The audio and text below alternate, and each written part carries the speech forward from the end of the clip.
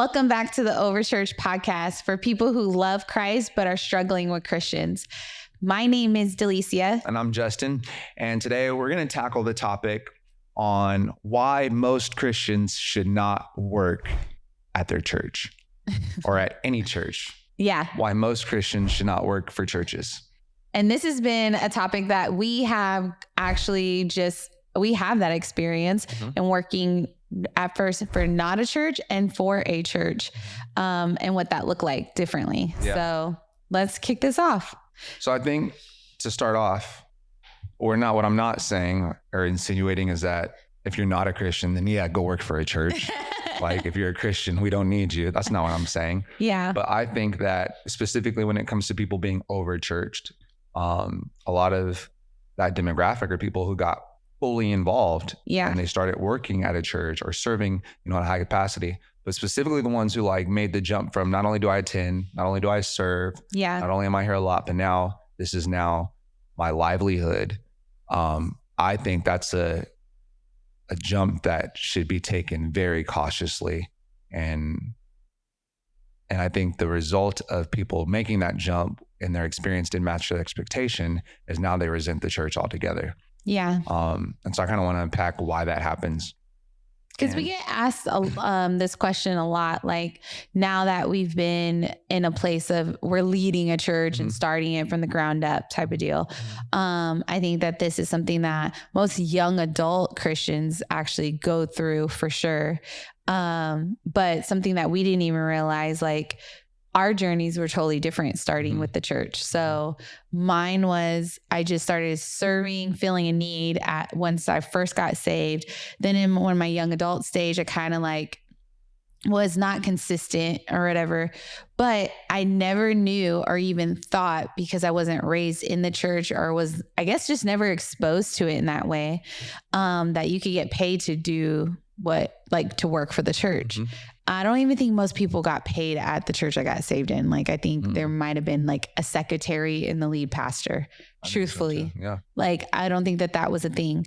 So I guess it's really based off of where you're coming from, your demographic, and what you're used to being brought up when we're talking to people of this topic. So I would say that for me, somebody who didn't grow up in church and wasn't exposed to that, this was all new. I didn't know of the fact that this is like a career people go for or whatever the case might be. It just never crossed my mind that way. Even being in the Catholic Church, it just never crossed my mind that way. But then going to a place where we helped a church plant, and started serving. We just served wherever it was needed. I mean, I started serving wherever it was needed at first. You could speak to your side of how that was. But when we started, I don't think until maybe years later that we really asked our lead pastor, do you even get paid for this? Because we knew that he had given up so much of his career, his life, his to be a part of this. His wife was still working a full-time job. I know for the longest he was still working a full-time job until he made the jump to fully just do the church full-time. No, but he didn't get paid even after he quit his full-time job. No. Yeah, he still wasn't getting paid from the church. So it wasn't a leap of yeah. Oh, now it's time for me to get paid. Yeah. He left a good paying job. He stepped down from working. Yeah. We'll just make a financial sacrifice. Yeah, and you're right. He was an Army vet. So yes, so that held back him. It helped, but it wasn't. No, yeah, it wasn't. Again, it wasn't full time. He had to really rely on donors and everybody else, who and the tithing of the church but he didn't even take a cut. He just made sure that the church was covered and taken care of for so long. Yeah. For so long, probably all the way up until we had left. Pretty much. Yeah. I don't think anybody else had ever gotten paid. No staff. Yeah, there was no full-time staff. Yes. I didn't even know I didn't want to cut you off. But yeah, go ahead. Well, no, I was just thinking, I remember we would go to conferences and things and people would be like, so are you full-time or bivocational? And I didn't know what that meant. That's true. I didn't even know. In my mind, I was like, no, I'm fully in. All the time I have, I'm full-time. I'm full-time. I thought they just meant committed. Yeah. And I was like, no, I'm full-time. I remember those things. Yeah. I said that for lots of anytime somebody asks, like, no, I fully committed. Now in my mind, I'm like, well, I have a full-time job. Yeah. And then I do this as much as I can. And I think we explained that to people for so long. Yeah, they probably thought we were, special. Yeah. Like the people, they're like, those poor souls. God bless their hearts. They don't even know. They don't even know. Yeah, they don't even know. You be getting paid for this. Yeah. I was like, what? Yeah. And we were fine. And I think we had so much joy in what we did because there was no we didn't do it out of obligation. No. We didn't do it out of necessity. There was never anything we did out of, if we say no, this is what we get paid to. You know what I mean? Like there was no guilt trip, nothing. Like, and we were young. Yeah. We were 22, 23 years old. We married, we had a kid. Yeah. Just recently married, just had our first kid. We had our daughter at our first year of marriage. Mm-hmm. And then you fully had started serving the church to that capacity, and not even in our own personal conversations. Never thought about it. Never thought twice about it. We would work full-time jobs. We went to if those of you who are listening, remember the days of when youth ministries, maybe there's still some youth ministries out there, but you had no budget for youth ministry. You had to fundraise. Car everything. Washes. Everything. I remember one time we did when Uber was first popping, we had all our leaders. Uber was doing oh yes. They were doing a surge, something where whatever you did, you could get paid double. Yes. If you put in once you hit a certain amount of hours. Yeah. So many trips, so many rides. Yeah. You do 100 rides in 2 weeks or something like that. And you would get an extra, $5,000 or something crazy. I don't remember. Right. And so I remember we recruited all our volunteer leaders, hey, we're going to all go crazy for Uber and we're going to use this money to send kids to camp.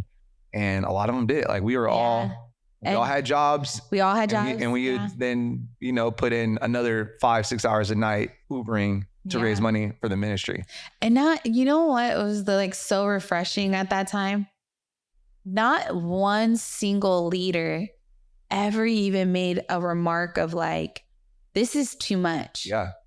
This is too much. We don't need to do all this. Yeah. You're asking too much of us. Do you know what I'm saying? Yeah. To go from then to what it is now. Yeah. Of this convenience type of mentality and heart posture is this is why it throws us off so much. But go back to tell them a little bit about how you started and how this journey really started. Because our journeys looked a little bit different until they became one, in just serving. And what was your mentality? Because you're the man of the house, you're the husband, do you know what I'm saying? All the things. Yeah, I just serving. It was just, I just wanted to, I felt passionate about teenagers and youth. And so, well, first I watched you do it. I watched, after I got married, I watched you start serving in it. And then I was like, well, I guess I should probably help out too. So at first I did it out of obligation, my wife's idea, so I'll do it too. But it just grew on me. I fell more in love with the kids and the vision of what it could be and what we could do with impacting their lives. So yeah, that was it. I just my plan was I'll just continue to work a full-time job and I'll continue to serve. But I remember the first time a church approached me after we were doing it for a while, another local church, they approached me and the youth pastor wanted to have coffee. And I'm like, cool, maybe he just wants to teach me some things. But now we know what now we know those coffees. Church world, you know what the coffee like, hey, I want to grab coffee. And he offered me, he did it really slick. But essentially he offered me, he was like, have you ever thought about doing this as full time? I was like, I do. What do you mean? And he was like, no. If this was all you did, we have an opening in our church. If you want to just commit to, if you want to, we can. And I was like, and in my mind, I was like, it's the same city. Why would I leave the place that I have these relationships with and I've been putting my heart and time into just to go down the street because I'll get paid to do the same thing? Yeah. I was like, nah, bro, that's why. I'm good. Yeah. And but that was the first time I knew, wait, youth pastors get paid? That was the first time I was like, hold on, what? But still, it didn't motivate me to do anything different. I was just like, oh, I did not know that, but I'm going to keep doing what I'm doing. And I would say, just to interject, is like 2 things that I think about that is important. Whoever's listening as a listener, like sometimes it becomes a conflict between a spouse or somebody, like, maybe I don't know, it affects the family in some way because somebody is way more passionate about doing this and going fully in than the other person. What would you speak to as far as that? Well, your first ministry is your family. So anytime it starts to cause a rift within, well, you're spending all this time there, then that's your boundary. Is like, whoa. I never want to go, impact some other random kid's life, but then my own family is now resenting me or the church. So I think your spouse is your boundary. Now, I do think you can have honest conversations and trying to challenge them, like, hey, where can we meet in the middle? Because I feel like I'm, you know what I mean? Like, I do think. Because we took our daughter to so many things with us, and she was so tiny at the time. She was, it's like she didn't even know she's gonna be home, or she gonna, like, what she, you know? So, but I think honest conversations with your partner are essential so that you guys can figure out a healthy rhythm to where you're able to enjoy. And there's going to be sacrifices, of course, at times, but I just think the boundary is this still has to be a blessing to my family at the end of the day. Right. In terms of we have to be on the same page. And even if sometimes that's the husband or wife being the first to turn the page, like, hey, this is the page we need to get on, can, you know, initiating it, but giving that partner grace, like either yes, no, or I'm not ready yet. And then finding that middle ground, I think is essential.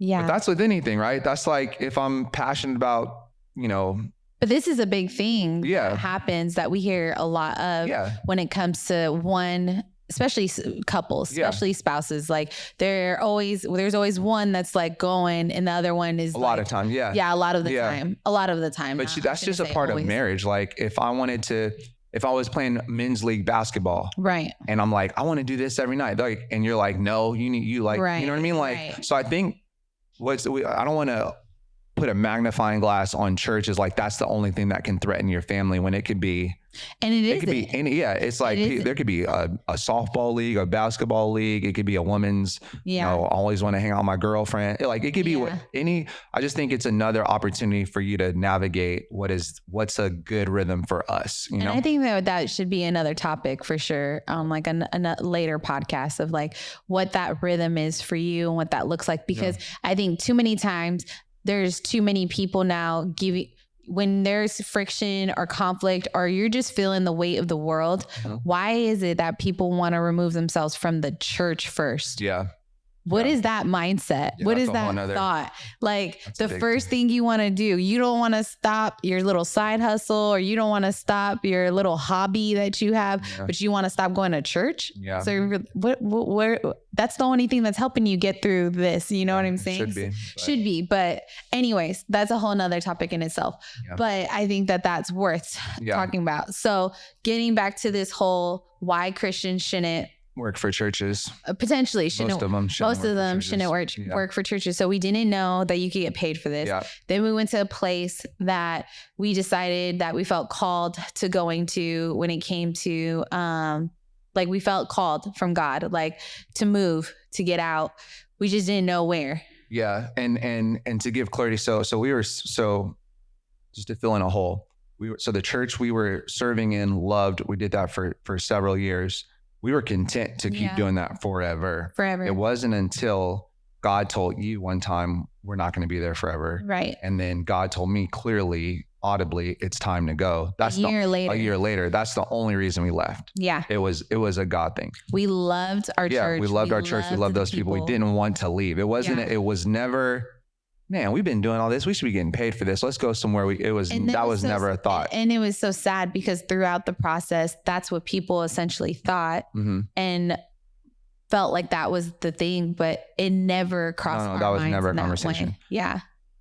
But so when we did know it was time to go, we were both on the same page of, well, if we're leaving the only state we've known, the only church we've known, it has to be, we're going to go all in on going after God. Like it has to be, we're going all in on ministry. I remember we talked about this. I was like, what do you think this is? Like, do you think that this is us needing to still work full time like we are and we just go serve a church full capacity again? Like, or is this like we're going all the way in? And we both were like, we just need to fast and pray and get wisdom and to just like, we didn't know at that point. But then we got clarity. We got clarity.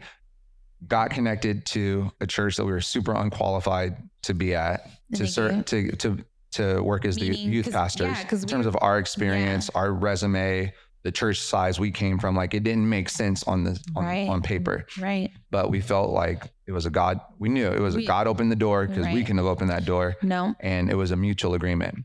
So my expectation then was, okay, so I knew what it was like to serve at a church, work a full-time job, and still have a great, thriving youth ministry and see lives changed. My expectation then was, oh my gosh, okay, well now I'm about to be full-time. I have no more having to, clock in, clock out for Wells Fargo or, whatever else. And I can my thought was, I'm going to have 24 hours a day to pray, read my Bible, study, just love on people. Like I'm going to have all the time in the world. Now I have no more excuses. That was my thought going into it. Like I'm just going to be able to help people all day long. And I thought I'm going to be the most, I thought I was spiritual before. I was like, my spirituality is about to just go to a 10, like a 20 on 1 to 10. You know what I mean? Seriously. That's what I thought. I was like, I'm about to be like freaking Moses out here. Like that was what I anticipated it. And so we moved. And we moved from California to Arizona. And boy, reality is a mug, man. Like it was so different. So when did it click for you, this whole thought? Like when did it click for you now that you're working full time for a church, which you've never done? Say some months past, like let's fast forward a little bit. Like where did it click for you that I don't know if I liked it now more or did I like it back then? It was a couple of things. One, when I didn't work at a church, I never felt any pressure or expectations. Everything I did, they were like, oh my gosh, Justin, look at you. Cause it was the best. Everything we did was the best because it was like, what do you have to compare it? Like we're just glad you're here. You know what I mean? We're just glad you're taking initiative. So every idea, everything, it was the best. Even the things that were a no, like, oh, we can't actually do that, but we love that you're even, we love your heart. Like everything was a go. When you work at a church, all of a sudden now there's an expectation because it's like, we're paying you to grow this thing. Like it's not all cute. And it's like, we're now investing God's money into, we have to be able to justify why are we paying somebody full time and giving them benefits and all these things. It's not just to hang out with 2 or 3 kids a week. You know what I'm saying? So there's, and I'll say this, some of the expectations were self-imposed. Like it was this inner pressure, like, oh crap. Especially when you come from a smaller church to a larger church, you're like, we made an extreme jump. And so I think there's some self-imposed expectations, but then there are also the reality of the expectations in terms of, hey, so I'll never forget. And the expectations aren't bad. I'm not bashing expectations. They're needed. You know what I mean? And I think there should be. You can only manage what you can measure. And that's what your measurement is. It's because like, then you could have somebody saying they're blue in the face, what they're doing and the impact they're having. But like, only still 2 kids come to your youth group. Because it's like, well, why am I, if you're doing that, why I don't have to pay you, you know what I mean? I shouldn't have to pay you to do that, to reach 5, 10 kids. Like, actually, you should be able to do that after work, come in, you know what I mean? If we're saying we're investing now in you, it's because we want to multiply the reach. We want to, we want a broader reach. We believe that if you had more time, you could reach more people and make a greater mass impact. That's not negative. But I'll never forget, there was an Easter and we were planning Easter and they're like, so what do you guys, we're in a staff meeting. They're like, so what do you got planned for Easter? And I'm like, I got this awesome sermon I'm working on. And I think we'll do these songs and stuff. And our pastor was like, yeah, that's cool.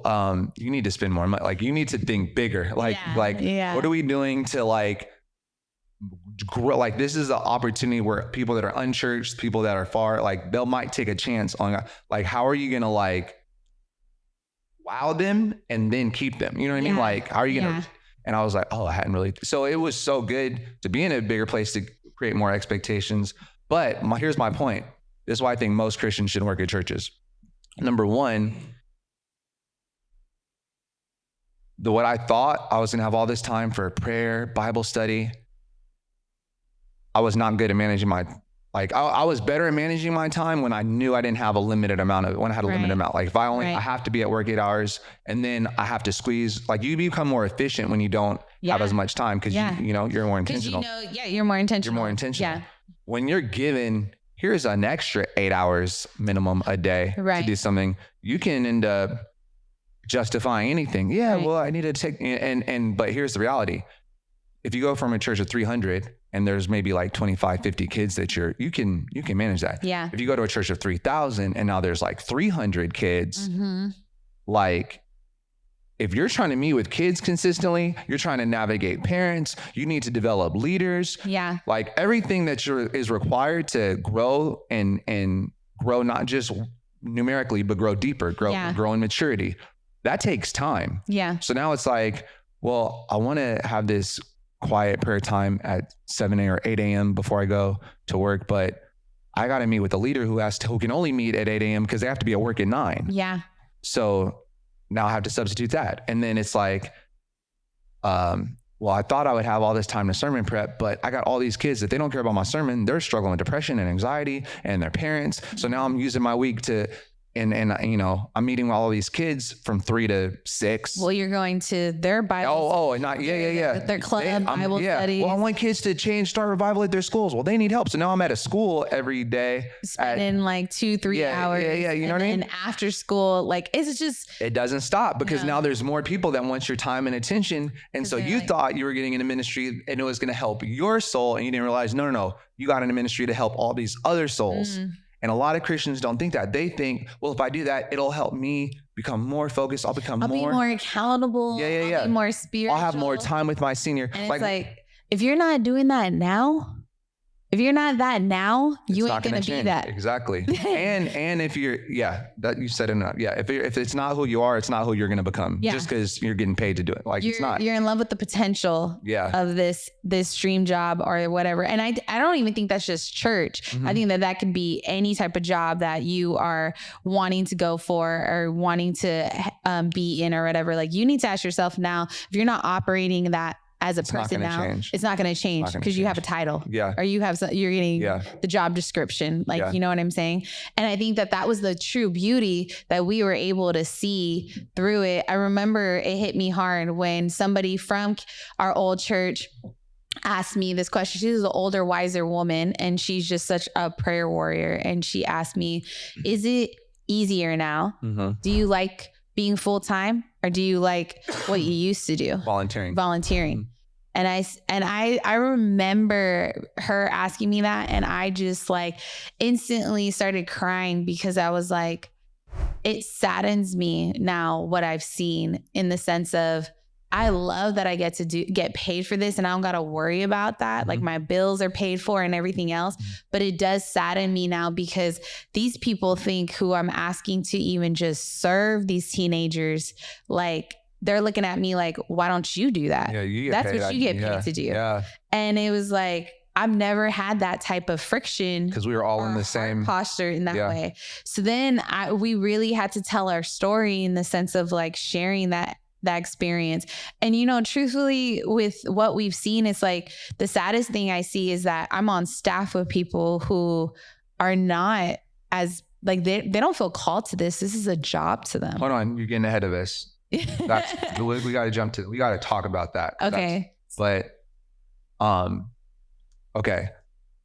So was your expectation similar to mine? Like, or do I speak for both of us in terms of we thought we would have all this more time to be more spiritual? 100%. Okay. 100%. So I think in terms of why Christians should not work at churches, just to be clear, number one, because it's not going to change who you are. Like who you are is who you are. What you do, your habits, your spiritual rhythms. Like if you don't have those established, if you don't know how to navigate that with a full-time job, in a secular realm, it's not going to change once you get into, a Christian, a church organization. Like if you're not organized, it doesn't change no matter what organization you go to, you can't get away from you. Okay. So that's the first thing, is that I don't think most Christians have the spiritual discipline and like we do a weekly prayer call, 6 a.m.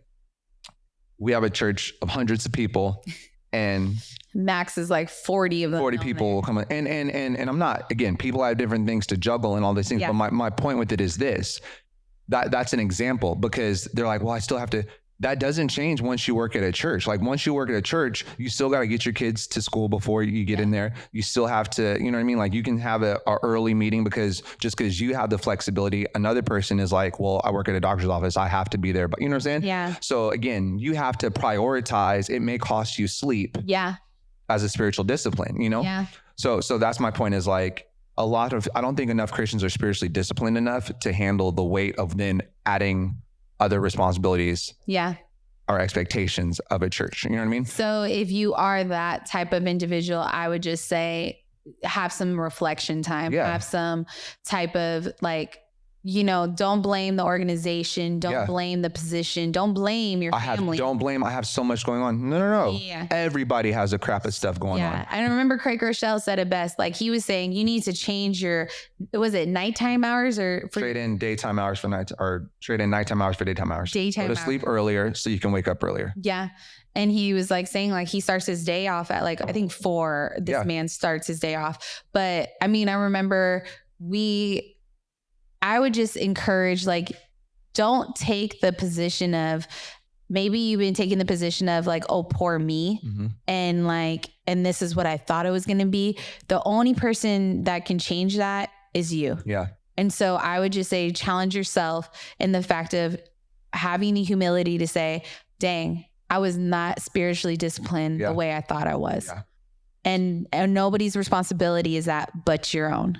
So that's the first issue, is the lack of spiritual discipline with the majority of Christians. Right. The second issue, I would say, is the lack of spiritual maturity to be able to, I said it recently in a sermon, is that the problem with perspective is that the closer you get with someone, the more their flaws you see. Yeah. And so I think a lot of Christians lack the spiritual maturity to be able to be in an environment with other people that they have high expectations for, see their flaws, and still be able to give them the same grace they need for themselves, and still be able to honor and respect them. That's so good. I think that's huge. And that's your second point. That's my second point. You're not spiritually mature enough to work at a church. No. Because you will see things that... And you become so critical. Yeah. You become so judgmental. Yeah. I mean, I thought working at a church, I would have all this time with my senior pastor. I was like, me and my pastor are going to become best friends, and I'm going to get discipled. It's going to be like Paul and Timothy. I wonder how many people think that of us, babe. I guarantee. Maybe. But I guarantee. Yeah. And I've talked, and if I haven't talked about it before, we will. Like, I absolutely do believe there is a onus. There is a lot of senior pastors who are dropping the ball because they prioritize some things over people, 100%. Specifically when it comes to the discipleship. Like, I think they try to delegate, well, we have people in small groups, and but it's like, who are you disciple? Like who are you discipling? Yeah. And I think if you were to do a poll of senior pastors, too many of them aren't actually discipling anyone. Right. Because you're too busy. Because they're too busy with things. And you can justify all the things, but at the end of the day, I still believe the Great Commission applies to pastors too, and it says, go make disciples. And I don't make disciples by preaching sermons. 100%. I've never, that's two different things. But what it did teach us, the hard truth that we had to face working in a church, is that, oh crap, my senior pastor has thousands of people that he feels responsible for, 100, a full staff of people that want the same time and attention that I do. Yeah. And that's a hard thing to navigate. And so, and then the pressure and stress of, like, I remember one time we had an honest conversation, and he was like, you're worried about, he called me out on something. He was like, you're worried about XYZ. I'm worried about how I'm going to make sure that your family is fed next week. And I was like, sheesh, you know what I mean? Because you don't factor in. You just kind of get, well, I'm on staff, and you think it's. You just think it's. You just you're not mature enough. You're not mature enough to realize like this isn't accidental. Or we're not out here selling ice cream to where everybody, you can just keep. You know what I mean? Like 100%. This is a faith. Like being on staff or having a staff is a leap of faith for every church. But a church that the fact that we only function with people who have the principles to actually tithe and consistently tithe. And who are generous. The church can't exist without generous people and people who actually believe what the Bible says and what God has asked of them. To its full potential. So it's like at the end of the day, like the maturity is to have that grace and compassion for your lead pastors of the fact that what is the weight on their shoulders? You have no idea. Because you will never know that to that extent, because the doors could shut down at any moment. At any moment. So and seeing them in their weak moments in terms of like, people are messy, right? So there's going to be days as human beings where like, man, he seemed kind of irritated in staff meeting, because he was like, you know what I mean? Like he probably had to deal with somebody leaving the church over something crazy, or he's worried. Like you have no idea. You have no idea. No idea. Is him and his wife good? Maybe his kids are. He's worried about his kids could be having mental breakdowns. Nobody thinks of those things, and we know that because being on staff, there was always so many critics, right? And there is some churches that got some staff members that are like, and got a whole plethora of them that are just critics towards the lead pastors.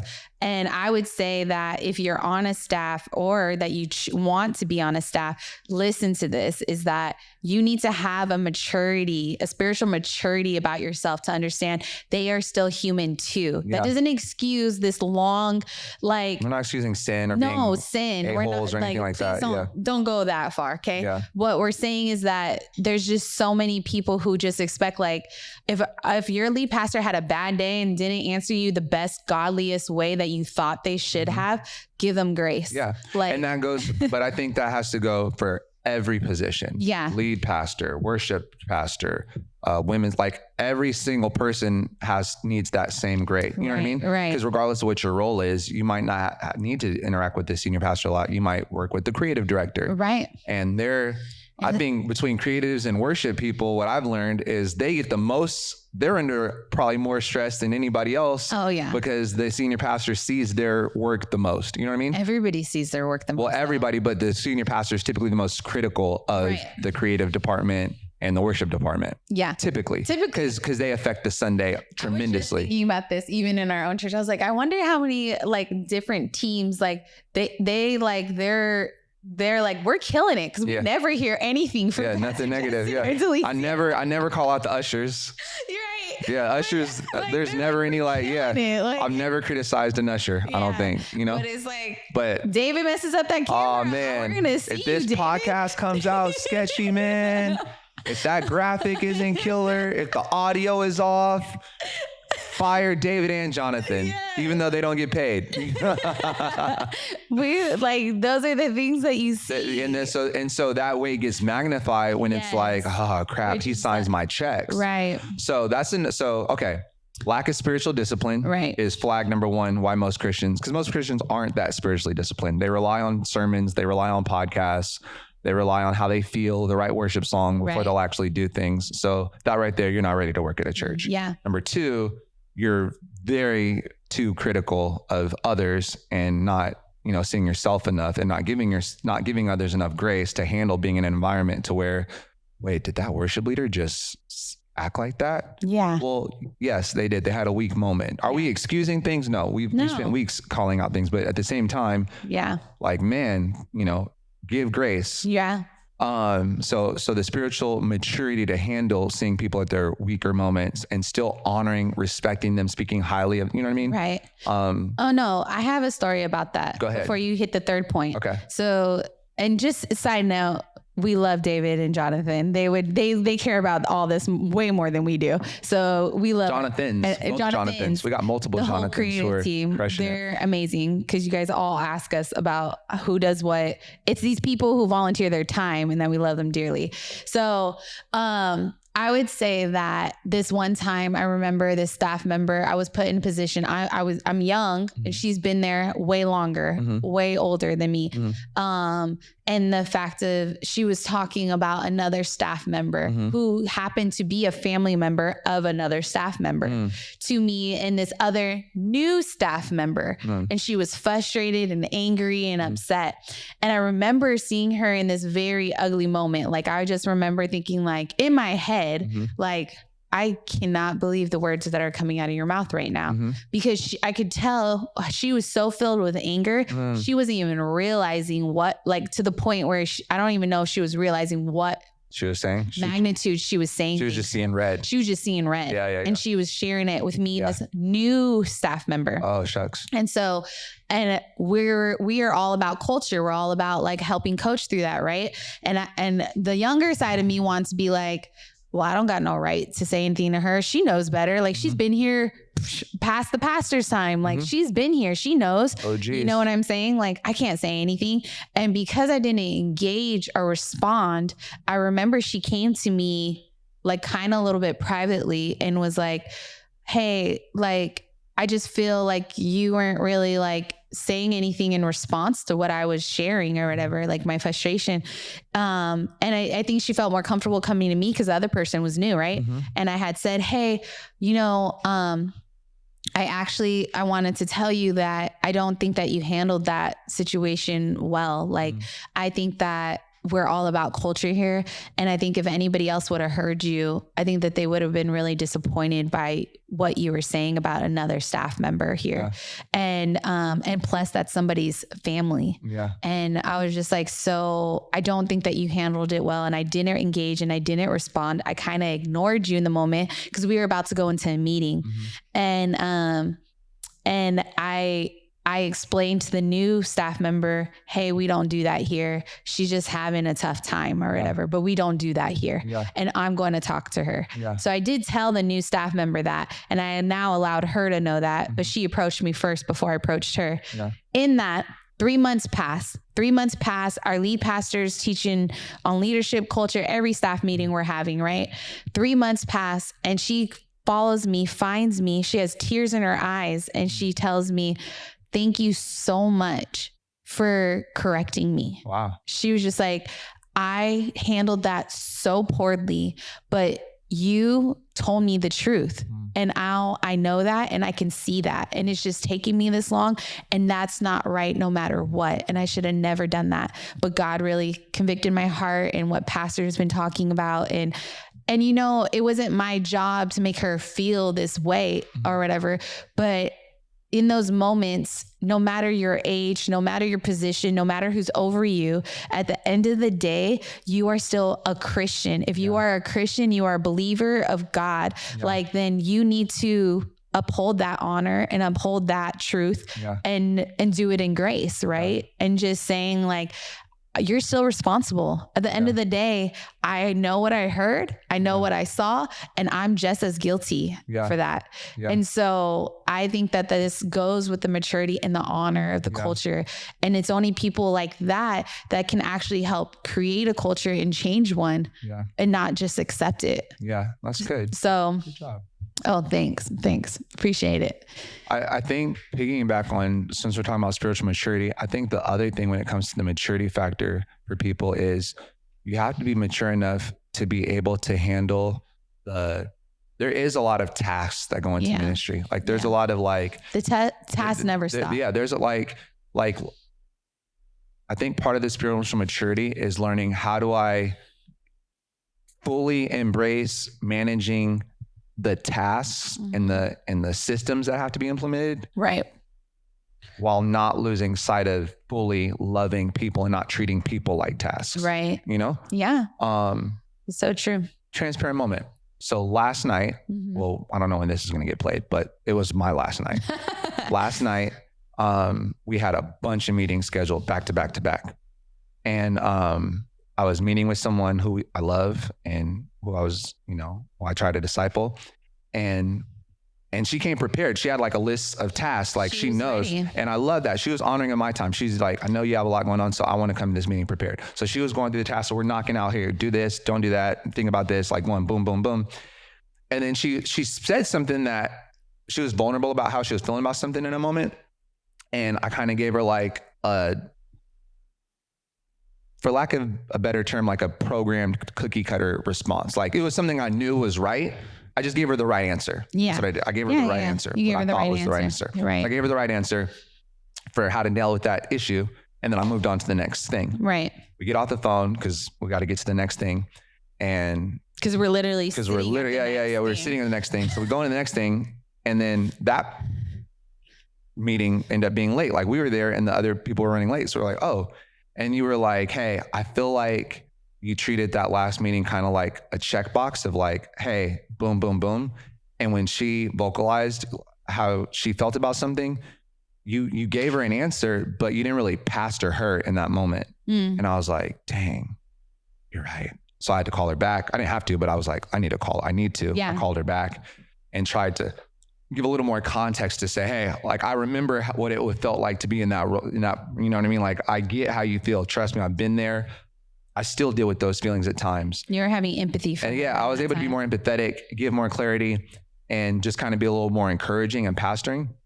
But my point is, and I don't even think she felt the way the first time. Yeah. I don't know. But I think she appreciated the follow-up for sure. Yeah. And then we moved on. But my point with it is, I think oftentimes, whether you're an admin, whether you're a coordinator, I don't care, whatever your role is, like you can't, everybody thinks I work at a church, I just want to love people well. It takes systems to love people well. It does. Like it takes intentionality to, we have, over 1,000 people in our database at Legacy. Who's following up? Like I can't call 1,000 people. We have to have people that are committed to, hey, you will schedule this out. You know what I mean? Yeah. It's almost like, I'm going to just say it. It's almost like in a marriage when you have to schedule sex. Yeah. You're like you're like, no, we're going to get married. It's going to be crazy sex all the time. And you know what I mean? It's just going to be like, it's going to be popping. You know what I mean? Yeah. Like that's what it was. Before I married you, I was like, bro, it's about to be crazy. Like I thought we were just going to say I do. And I thought it was going to be like, throwing my back out by the time I'm 30. You know what I mean? Okay. You're going too far. Too far? Yeah. Okay. But I'm going somewhere with this. Justin, so I think this is podcast Justin. Yeah. I got to be Pastor Justin. Podcast Jay. No, okay, Pastor Jay's coming back. He's gonna start rapping. But I think the way that young married couples go into expecting what their marriage or sex life is going to be is what young Christians or older Christians with no experience expect that working at a church is going to be. It's just going to be this Jesus time. It's going to be awesome. Me and my pastor have these worship experiences. It's going to be amazing. And it's like, bro, it has to be scheduled. Yeah. Like right now, like we have to schedule date nights. Like, you know what I mean? Like we have to schedule date nights. We have to be intentional about certain things. You know what I mean? Like because all the other things we do are very good and you get caught up doing so many good things. But it's like, as a youth pastor, I had to learn to say no to meeting with students because it's like, I can't meet with you right now. You have to meet with somebody else. I have to raise up another leader to meet with you because by the end of my time in youth ministry, I spent more time with leaders than students. Yeah. Why though? Because I realized that it was unrealistic. I couldn't personally disciple, pastor, love on hundreds of kids. Yeah. But I could probably love on 20 leaders who could then love on 20 kids themselves. You know what I mean? Yeah. And so I think that when working for a ministry, people, what happens is you can either, because it's funny, I texted a friend before we started this episode and I was like, she's been OverChurched for sure. And I was like, what was it that pushed you away? And she was like, the more I got involved, I was so disappointed how the people that worked for churches, the moment they worked for church, they started to change and they became so systematic that they were no longer like loving and like Christ. Like they were just like, they just do this. It was like, Yeah. And so I think the spiritual maturity comes from, I absolutely have to be intentional about learning how to utilize my time, how to create systems to affect it. Like I have to be committed to working on a system to help people, not just, I can't be the system, right? Right. But that I can never start treating people like tasks. Yeah.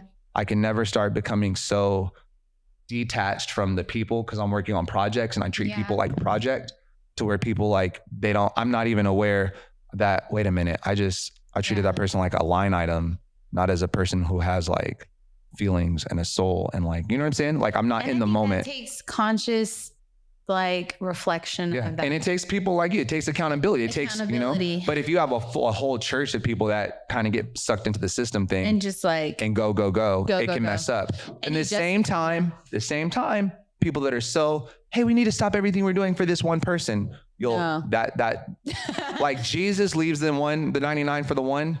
If I left the one or the 99 for the one, like I would have 99 people that were devastated, pissed off, and frustrated. Yeah. And I can't do that. You know what I'm saying? Like that has to be a very intentional Holy Spirit led moment. And I just think people lack the maturity to do that consistently. Yeah. Like that's the conversations we just had are the things that we have to have for the rest of our lives. Right. And the awareness we have to develop for the rest of our lives. It never stops. And it takes maturity and people don't have that. Yeah. Okay. Here's the third reason we're like, I don't know how many minutes in, but we're finally at reason number 3. The third reason I think people shouldn't work at churches. You don't have the discipline. Mm-hmm. You don't have the maturity. And the third reason is you don't have the right heart. Yeah. I don't think enough Christians have the right heart when it comes to what it would take to work at a church. And I don't think you actually have the honesty to be honest with yourself that you don't have. You're right. Because the awareness. Maybe that's it. Because discipline, maturity, and awareness. Yeah. Because here's what I have seen. And this is going to be a complex one because this is twofold. Yeah. I think people don't have the right heart and I think churches don't have the right heart. Right. Because here's what I say.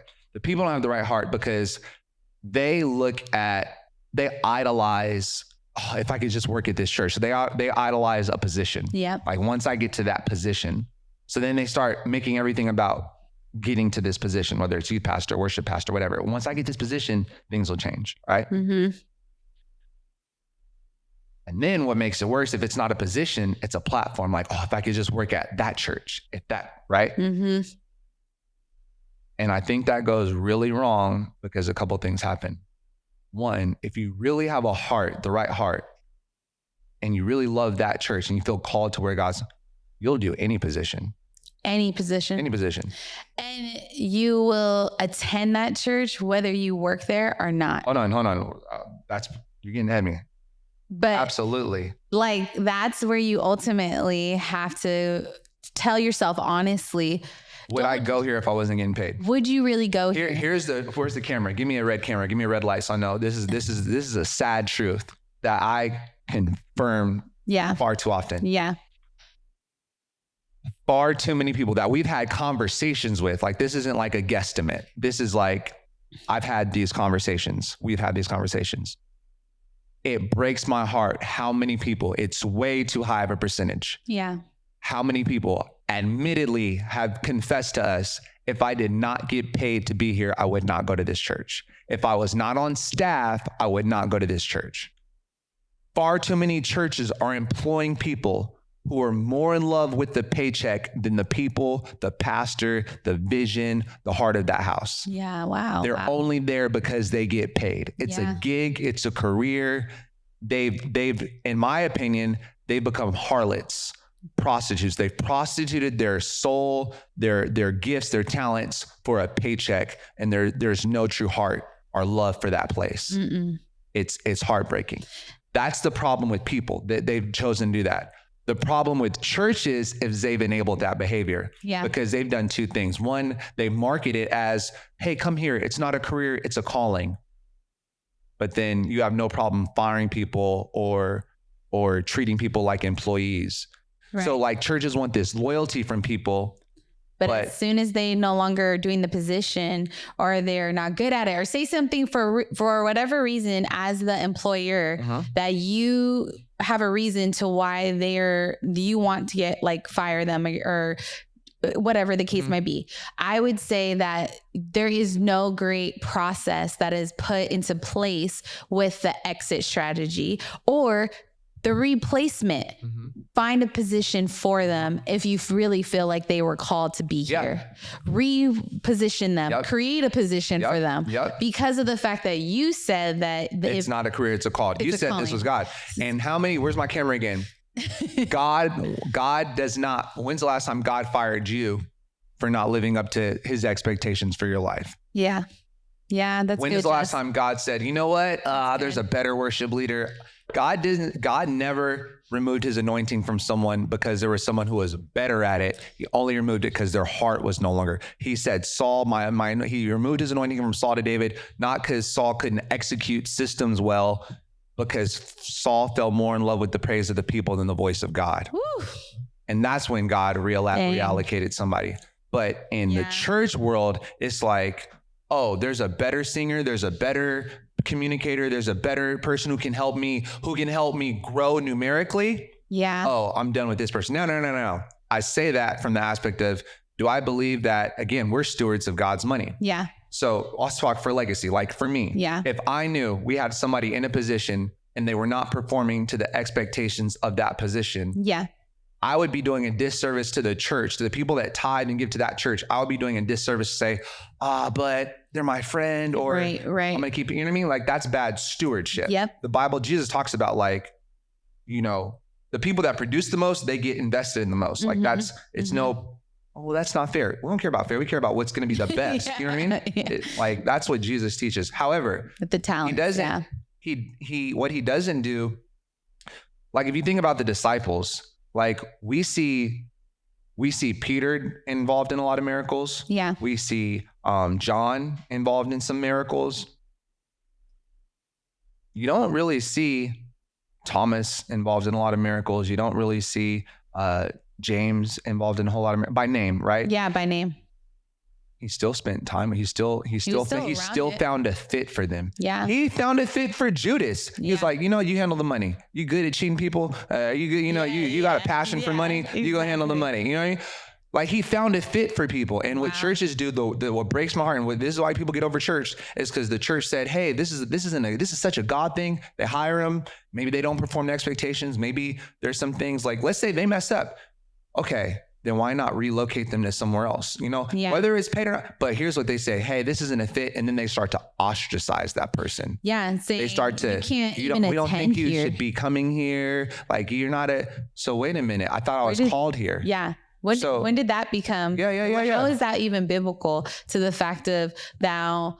I don't think it's best that you attend here, because you're going to start talking to people. You're going to start creating some rift. And I get if there's somebody that's blatantly being cancerous, but if you have not coached them, or you have not taught them, or you're not pastoring them in that moment, then that's on your onus too, to doing that, not just exiting them out. Yeah. And so this is where it's hurt so many people who have gone on staff and have walked away from even potentially their calling. Yeah. Because of the fact of people like this we have done a poor job of this. We don't pastor them. It's a board. You're not pastoring people. Yeah. Like you don't just pastor the people that are easy to, like, you know what I'm saying? Like, yeah. And I'm saying this with the grain of understanding that some people don't want to be pastored. Right. Like, that blew my mind. We literally had a conversation with someone. Yeah. And I gave them the opportunity. I said, hey, I like, they wanted to walk. I was like, hey,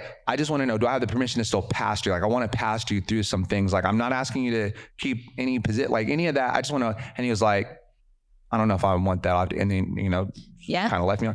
And so that was like, oh, wow. So I realized some people don't want to be pastored. Yeah. But I know for a fact, we don't always give people that opportunity. No. We say, hey, your service is no longer required. So we treat people as transactional, easy to hire, easy to fire, and easy to replace. Desperation, right? And right now we're in this place of, even for us, as far as legacy, like, we got plenty of people who applied for our kids' position and everything else, but then we realize we don't want somebody just coming here to fill position. Yeah. We need to figure out a way that they want this church, like they want this to be their church, no matter what, whether they take this position or not. So go back. So that's the other side of that coin is, yes, do churches sometimes they treat it like corporate America. Yeah. So it's like, I hate, and this is the language that triggers me. when they're like, well, you need to be a son or daughter of the house. Well, a son or daughter implies relationship. It implies that I'm going to be getting discipled. Yeah, it means I have a father, a mother. Spiritual father or mother. You get hired, you get treated like an employee. Right. Like you never get to meet with the pastor or you know what I mean? Like you're never pastored or discipled. So it's like, you can't treat someone like an employee and then get upset when they act like an employee. Right. You know what I mean? Right. So of course people quit and then go to the next place and the next place. You're like, well, why would they quit and go to the church down the street? Because you treated them like an employee that was an expendable. You're like, they don't know you. There's no relational equity there. Right. Right. Like, no, they were called here. Why would they have any loyalty towards you in that way? Yeah. Like, no, they're going to do what makes the most sense. So I blame the church to that aspect. Like we've turned this into a corporation. Yeah. An organization, not a relational organism. However, that still, there's no victims in this story. Nope. The people that treat this as a career and then people who are listening that you're still working for a church. Yeah, you gotta check your heart. But here's my big issue. Don't work for a church that you wouldn't go to, just attend. Like if you don't love the preaching there, if you don't love that place, don't apply at that place. Number 2, when it comes to the ownership you have to take is, okay, let's say the position no longer works out. Let's say you get let's say whatever. If your response to being let go from a position is to let me go then apply it somewhere else, that's a question. Right. That's a hard issue. Yeah. Because you've just now created the church as a career. Yeah. Your first thing after being fired or quitting or whatever from a church position, or even before you get into that role, I'm trying to be preventive, before even applying, your first place is, would I just serve? Like if you wouldn't, if you wouldn't serve there for free, why would you ever want to work there to get paid? You know what I'm saying? Yeah. Like, why would you? Yeah. Cause now you're treating it like a career. Now your heart is jaded and now you're going to view everything from the lens of an employee and a transactional thing. So it's easier to get offended because you don't get paid enough to deal with this. Yeah. It's easier to see the flaws in things, right? Yeah. Because you're like, well, it's easier to compare what you do compared to what someone, like it's so much easier to get caught up into all these things that are detrimental for your soul and for your joy. That the enemy just brings just to distract you from what is a calling. If you feel like it's a calling, I mean, we took on so much. And starting off with our first church, there was ups and downs. There was hard conversations. And they were good. It was good to have those hard things. It was good. And we never came, even though it didn't make us at times feel good, or maybe there was frustration or being upset. It was like, but at the end of the day, this is where I'm called to be. And this was my family. This is my family. Like, and when you have that, when you actually have that heart, that this is mine, this is my family, this is my ownership. Yeah. Like we could tell when there's even just people serving our church now to what they think about, what they suggest, what they offer. Like they're constantly trying to improve and see the vision push forward. Those are people where they feel called to this. Yeah. You know, those are people, not the ones that I gotta hound you down, push you to be there at your position just to press accept for your position or anything. You know what I'm saying? Yeah, like for sure. It's like, it's people who treat it like a task. Yeah. And there's people who treat it as a calling. And that's the other thing that, because we're going to get on the people who whore themselves out there hoeing for the church or for themselves and blaming the church. But the church does mess up because they use family way too much. Yeah. They use the phrase family way too much. Yeah. When they don't actually, like they don't actually do it. Yeah. And it's like you hire somebody, welcome to the family. So if I fire you, am I kicked out from the family? Yeah. You bring somebody's kids into it. Yeah. You bring somebody's spouse into it. And you think that just dismissing them like that. You're scarring the view of those kids from the church. How did you explain that to the children? Yeah. Kids pastors, you're just as responsible because if you didn't get to say goodbye to that child or even exit them out properly or anything, that's you as that steward as well. So it's like, let's take a wider view of how this is affecting not just the employee or the person who's the ramifications of the whole family, the whole family. So which goes back to my point. That's why you should think twice about even working at a church, because are you prepared for how this will affect your family if it goes south? Yeah. Are you prepared to pastor, disciple your family? Because I also believe it's the responsible, like, we've had great transitions, we've had poor transitions. Yep. It was always our responsibility for how are we going to frame this for our family, because we never want our kids to ever villainize the church just because of an experience we had. 100%. That's our responsibility, right? So don't work at a church if you don't have the spiritual disciplines from the jump. Don't work at a church if you don't have the spiritual maturity to handle people and their flaws. Right. Don't work at a church if you're doing it as a career. If this is like your dream career, it's going to be a nightmare. Right. Don't do it, because you'll never get paid enough. Yep. And I think that people that come in there thinking, well, I don't get paid to, like, you know what I mean? Like, we don't pay you to do a role. We pay you because we want to be a blessing for some of your time. We want to, you know what I mean? We don't want it to be a burden, but you'll never get paid enough for what you do. No. There's no way. Because we all feel like you know what I mean? We all. I think justifiably every single person who ever works at a church is worth 6 figures. Mm-hmm. You can't do that though. You know what I mean? Like, then how are we going to have an outreach budget? How are we going to actually make an impact in the community? You know what I mean? Like, it can't. So it has to be, if I actually feel called here, one, I'll do it for free. Yeah. Cause this is what I feel. This is how I honor God. I'm serving God, you know? Yeah. And number two, if I am compensated, am I saying, that's another thing. If they can't afford you, if you know you're going to go to a place where you're like, they can't afford me, it's going to be a burden on my family, then don't work there. No one's forcing you to work at a church. Yeah. Like, if you know, I think I'd be better off making 6-7 figures in the corporate world and just serving, then do that. Like, what did God tell Adam? You can eat of any tree. Like, no one's making you work at a church. Yeah. If you're called to that church, you're called to be there. Serve as much as you can, you know? Like, no one's forcing you to work there. Yeah. That working at a church should be looked at as a sacrifice, not as a privilege, or not as an opportunity. Yeah. It should be like, I'm looking into this knowing I'm going to be sacrificing something. And there's going to be, and there needs to be sacrifice. There has to be, right? There has to be, because if we're here to be an example and to pick up our cross daily. Yep. What does that look like? It's a sacrifice. Yeah. And now I'm committing myself to doing it even more. But the church positions have become an opportunity. Yeah. Oh, it's a platform. You know what I mean? Or I'm making this much money. Yeah. Or I'm chasing that money. Like, oh, they're going to pay for my family to relocate. They're going to pay for all this and they're going to pay for that. Like, but yet, is that really where God's called you to be? Or what's the best opportunity? What's the best? That's scary. That's scary. It's scary. You need to ask yourself that. You need to ask yourself that first. The one who's never, if you're a Christian and you've never even stepped foot in a church, I hope that you really take consideration to this of stepping foot as far as like on staff and what you're actually idolizing or imagining or the expectations you have. Why do you want to be on staff? Why do you want to be there? Why can't you do all that for free? Like, why do you need to be on staff? Right. That should be the first. And then the person who's already on staff, you've been on staff, you've been hopping around or whatever the case might be, or maybe you've been in the same place, who knows?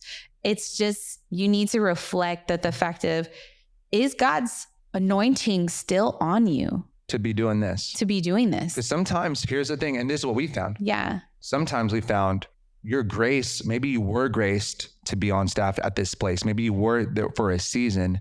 And now that season is up, but you're still holding on to it because you don't want to. This is what people have told me, and it breaks my heart.